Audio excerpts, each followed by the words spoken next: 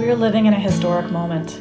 The COVID-19 pandemic has deeply affected our communities and is changing the way that we interact with one another.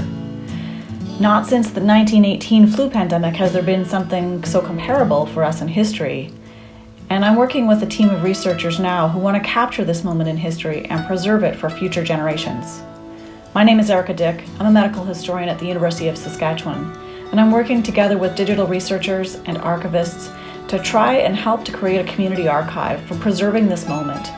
We want to capture photographs, creative works. We want to know how Saskatchewan people are coping with this moment and to preserve it for future generations.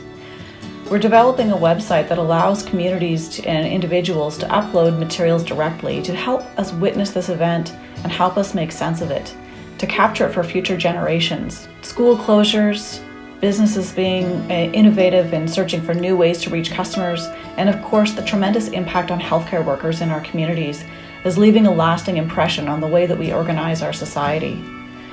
Children have questions, and for some of them, this historic moment is going to leave a profound impact on the way that they remember this moment in time. If you would like to contribute something to a community archive, reach out to your community, and in Saskatchewan, please join us and visit our website. Thank you.